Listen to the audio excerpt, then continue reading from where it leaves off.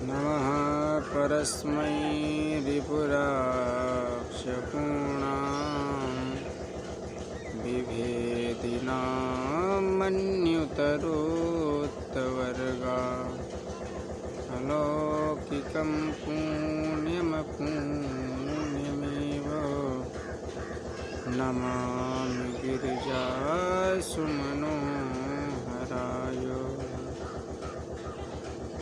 अवाक्षलिङ्गो परमार्थरूपं रकोदरस्यारिपुरक्षपासम् आवादहुङ्कारमभूतरूपं नमामि कृष्णा परमार्तिहन्त्रीं नमामि कृष्णां परमार्तिहन्त्रीं।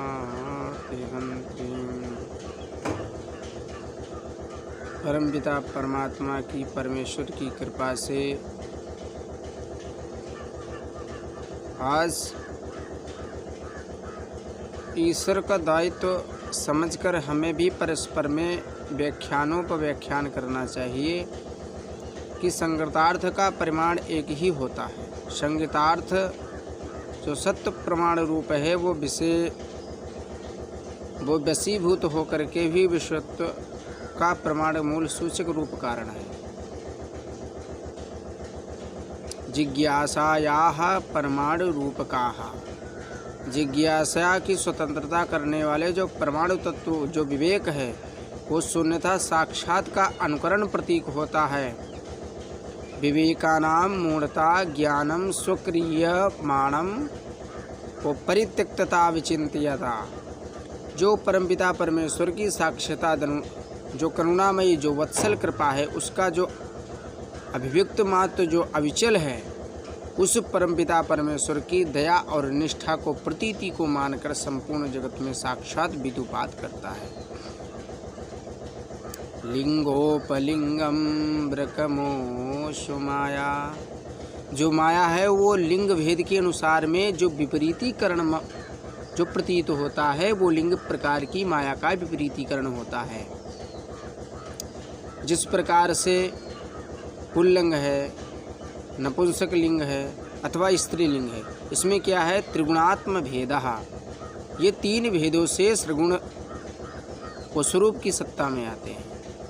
सगुणोपपाख्याः, वो सगुण उपास्य के जो बनते हैं वो परम तत्व की अविवेचन विवेचनाओं का परमार्थ रूप प्रयत्न करते हुए और संगतार्थ करते हुए चैत्रों का अन्वेषणत्व करते हुए वो रूप कारण की विभक्तियों में ही स्वीकृत होते हैं। लिक्षोपलिक्षम, और जो लिक्ष उपांग जो विधि है उसका अनुकरण अनुमोदन करने के पश्चात ही उपकरण मात्र में प्रतीति होती है। संज्ञार्थतम, और जो संज्ञा का अभ्रमी भाव है वो पुरुषत्व की विवेचना का आलोचनात्मक जो मूल कारण स्वरूप है वो माना जाता है। जिस प्रकार से मनुष्य की आँखों से हम अच्छा भी देखते हैं और आँखों से भी हम बुरा भी देखते हैं। तो चक्षुषो हो भेदाः, जो चक्षु का जो भेद है उसी हमको ये पता चलता है कि जिस प्रकार से हम किसी व्यक्ति के हम आचरण अथवा सुआचरण को देखते हैं अथवा कुआचरण को देखते हैं तो हमको ये प्रतीति होता है कि ये व्यक्ति अच्छा है अथवा गलत है। क्यों? क्योंकि हम अपने दृश्य का स्वभाव पर अपने हम अनुकरण करते हैं, उसको जानते हैं, तभी हमको पता चलता है कि ये व्यक्ति कैसा है। तो कुर्दृष्टि भेदाः स्वदृष्टि भेदाः, उसकी कुर्दृष्टियों का हम भेद जानते हैं और उसकी स्वदृष्टियों का भी हम भेद जानते हैं। तभी हम व्यक्ति यदि हमारी नज़र में अच्छा कार्य करता है तो वो हमारे लिए बहुत प्रिय हो जाता है। ये दूसरी हमारी नज़र में कुछ गलत कार्य कर दिया अथवा कुआचरण कर दिया तो वो बहुत गलत हो जाता है हमारी नज़रों में। तो ये सिर्फ क्या है, यह दृश्य दोष भेदाः, ये हमारे दृष्टि का ही भेद है। जो सत्ता का अनुसरण करने आए थे जगत में, लेकिन हमने अपने परमार्थ स्वरूप का ही व्यतिपात करते हुए मनोहरों को जान करते हुए उस आचरण में उस अभिन्नताओं की दृष्टि में ही हम अपने को परमार्थ स्वरूप में व्यतिपात कर देते हैं और ऐसा लगता है कि मानो कि हमको कुछ प्रतीति ही नहीं होती है। शुक्लाहा वर्धनाहा दृश्यतया मुख्यते। उसी प्रकार से जिस प्रकार से आलोचनात्मक जो स्वदेश संघर्ष होता है उसी प्रकार से प्रयत्नशील भी होता है।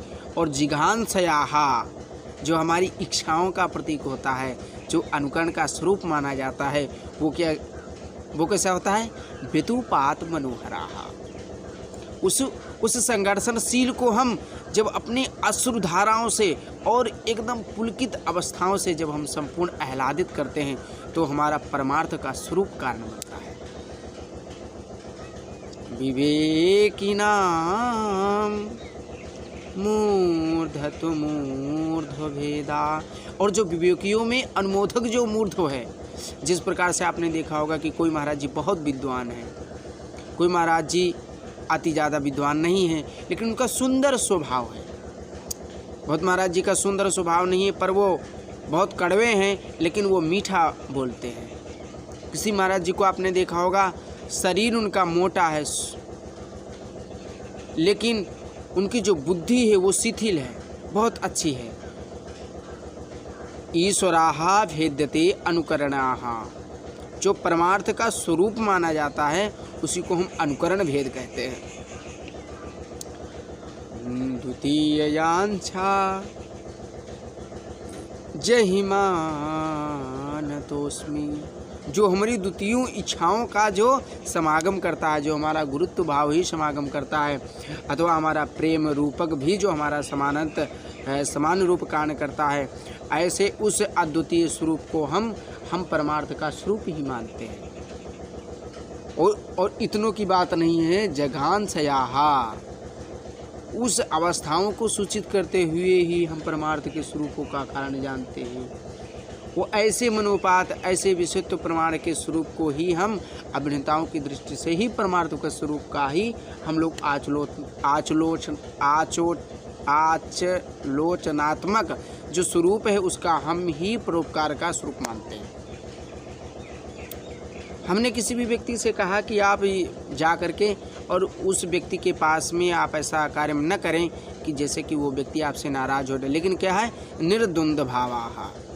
लेकिन वो व्यक्ति जा करके भी उस परम तत्व को संकर्षणात्मक करते हुए भी एक मनोहर इच्छाओं का अन्वेषण कर देता है और जा करके उसे परस्पर में ही खिन्नता प्रदान कर देता है। तो वो महाराज जी जो बहुत अच्छे थे, हम उनकी दृष्टि में गलत हो जाते हैं। ऐसा क्यों? जिघ्नोपजिह्वं सुमनोहराय।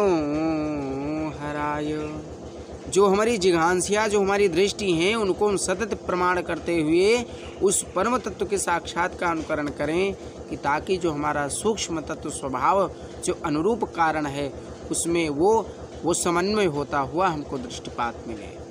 जिस प्रकार से सूर्य की किरणें 1000 से 1000 अंधकारों को मिटाने में सक्षम हैं, उसी प्रकार से जिस प्रकार से एक जड़ बुद्धि इंसान को यदि उसको पढ़ा लिखा करके गुरुदेव भगवान की कुछ कृपा मिल जाए तो वो हो सकता है कि वो ज्ञान मूर्धन्य का विकास कर जाए।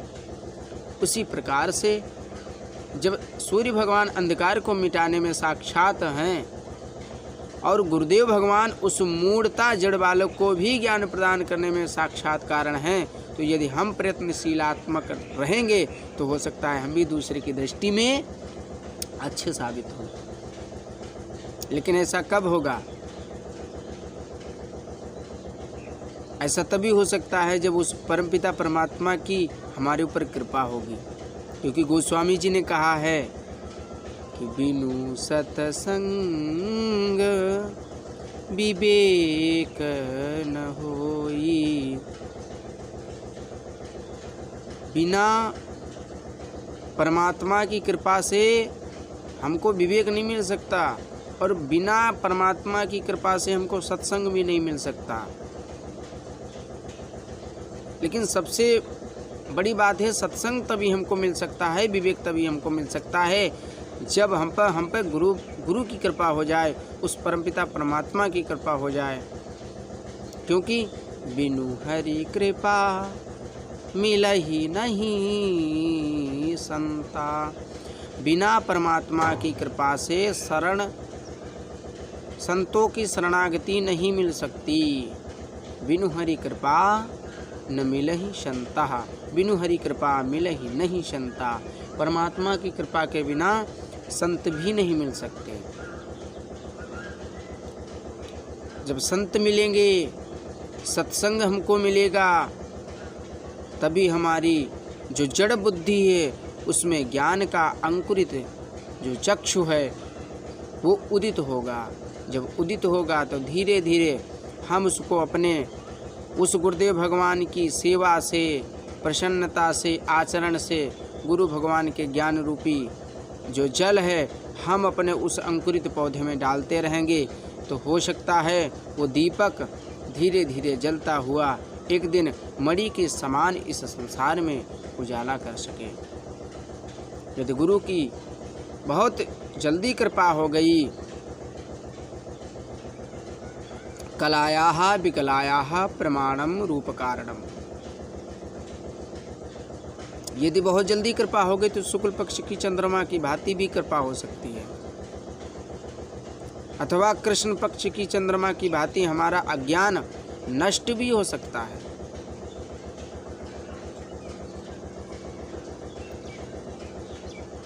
कहने का भाव यहाँ पर यह है कि शुक्ल पक्ष की चंद्रमा के समान हमारा धीरे धीरे ज्ञान बढ़ेगा और कृष्ण पक्ष की चंद्रमा के समान हमारा जो अज्ञान का कारण है वो धीरे धीरे लुप्त होता चला जाएगा और एक दिन पूर्णिमा आ जाएगी जिस दिन हम एकदम गुरु भगवान की कृपा प्रसादी को पूर्णतया अपने को में समाहित करते हुए पूर्ण तत्व के ज्ञाता भी बन सकते हैं। लेकिन ये कब संभव है?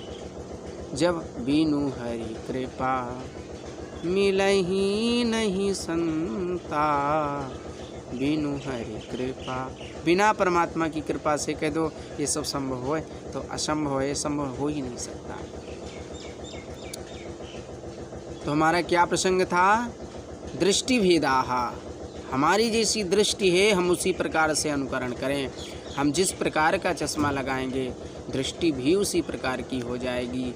जैसा मन मेरा सोचेगा कलाएं उसी प्रकार से क्रियात्मक स्वरूप का वर्णन करने लगेंगी और रचनात्मक उसी पर कलाओं की श्रृंखलाओं में अपना अनुपादन करने लगेंगी। तो इसीलिए हम अपनी दृष्टि को सूक्ष्म दृष्टि बनाते हुए अभेदवादी बने और परमार्थ संकीर्तन का अन्वेषण करते हुए उस परम तत्व को जाने। बोलिए सतगुरुदेव भगवान की जय।